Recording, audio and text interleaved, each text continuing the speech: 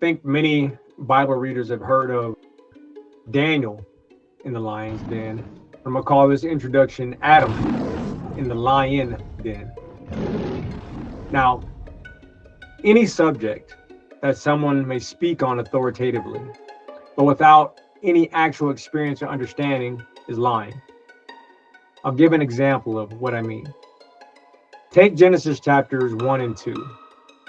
Anyone who's taught you about the first two chapters of the Bible, but they never recognized and therefore couldn't understand that Genesis chapter 2 begins in the second half of verse 4 of Genesis chapter 2, had no business giving you any information about either chapter. If you don't recognize the distinction between the events that take place in the heavens and earth and the events that take place in the earth and heavens, then you cannot have a thorough understanding. You essentially can have the understanding that an 8-year-old would have. You would have no ability to understand that Adam, the man formed by Yahweh Elohim, on what should be considered the 8th day of the biblical narrative, the likeness of God, the God-man on earth, was supposed to understand the heavens and the earth, chapter 1, as his own internal heavenly kingdom.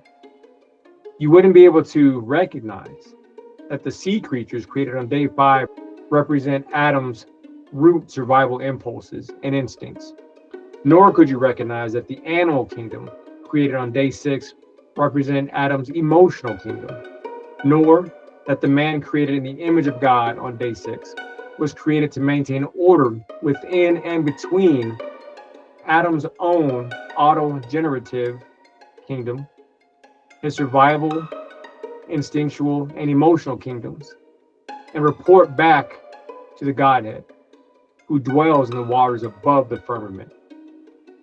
You'd have no ability to recognize any of these things because someone told you that Genesis chapter 2 is just a retelling of Genesis chapter 1 that happens to focus on the Garden of Eden. So I'll repeat, any subject that someone may speak on authoritatively, but without any actual experience or understanding, is lying to you. And they're robbing you of your God-given inheritance.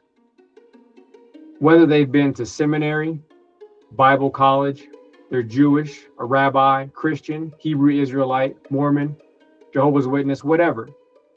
If they don't know why there are differences between Genesis chapter 1 and 2, they're a fraud. Not knowing what your inheritance is like being raised in an impoverished and dysfunctional environment and finding out that you were adopted by your current family. Then finding out that your real parents, who are emotionally and financially very well off, have been looking for you ever since you were taken from them when you were a baby. Now that may seem extreme, but it's not when you consider what you've been missing out on with that incorrect understanding.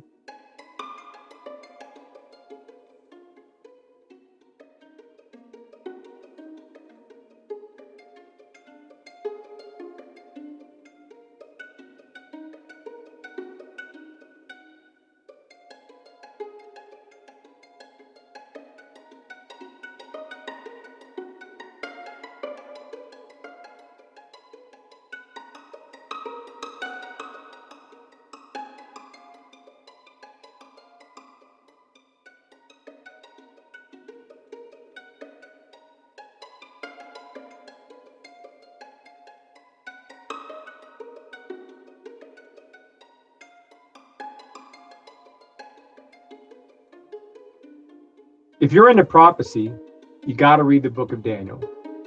My last video, I mentioned how Daniel's interpretation of King Nebuchadnezzar's dream about the giant metal statue, which occurs in Daniel chapter 2, verses 31 through 35, points back to the gold, silver, bronze, and iron ages of man that arise in Genesis chapters 1 through 7, as well as the gold, silver, bronze, and iron ages of man that modern history has recorded as the Babylonian, Medo-Persian, Greek, and Roman empires. In this video, I'm going to go into some detail on that fourth metal kingdom, the iron kingdom that is prophesied to rule until God establishes his eternal kingdom on the earth.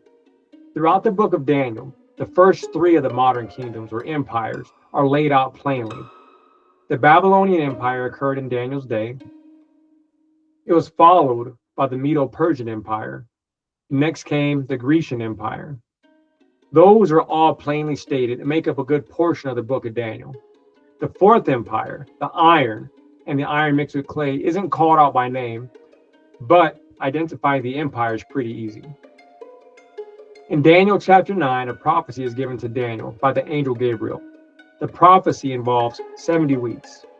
Daniel is told that it will be 69 weeks from the time that the command to restore and rebuild Jerusalem is given, until the Messiah is revealed.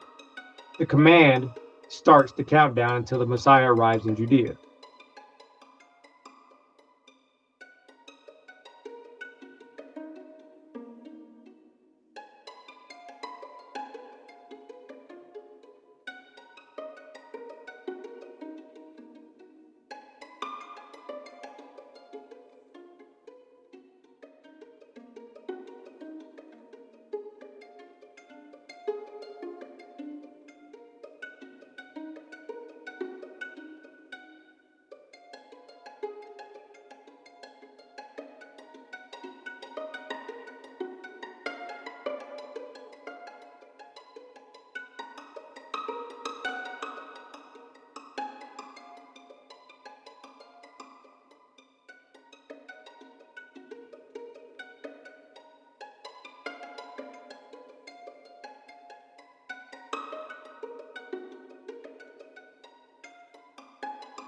You can read for yourself in the New Testament and see that the populace in Judea was expecting the Messiah to arrive in their day. Gabriel also tells Daniel that the Messiah would be cut off at the end of the 69th week, and that the people of the coming prince would destroy Jerusalem.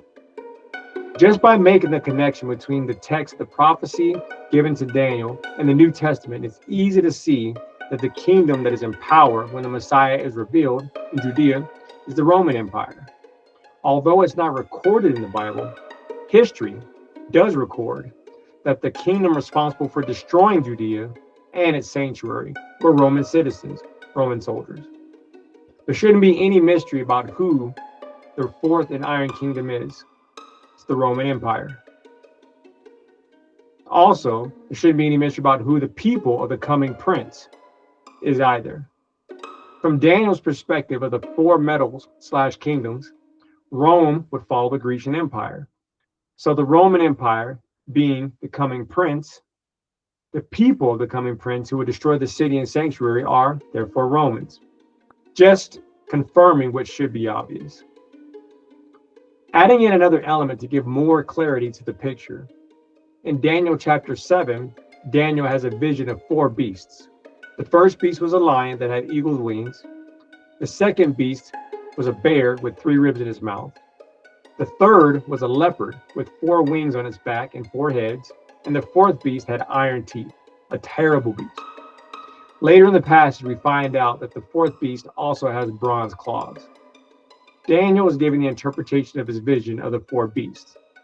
Each beast represents a kingdom that will be succeeded by the next beast/kingdom.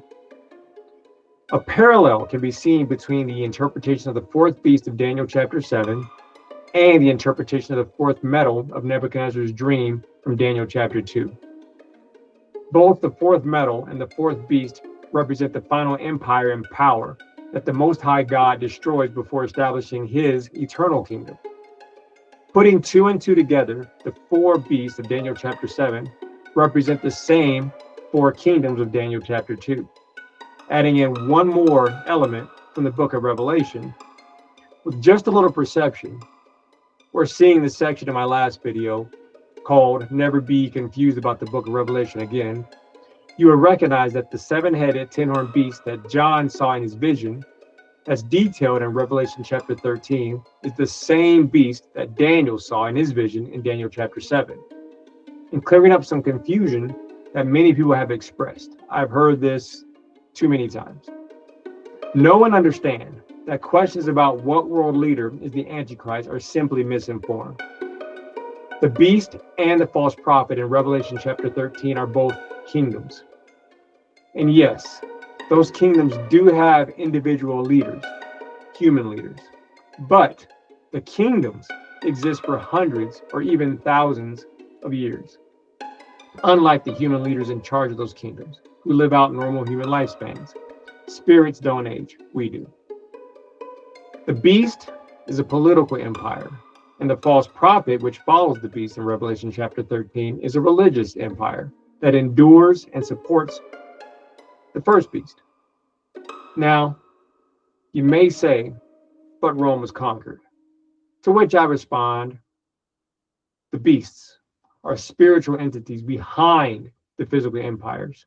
And two, that Rome conquered and left its identity stamped on all of what we call Europe, North Africa, and the Middle East.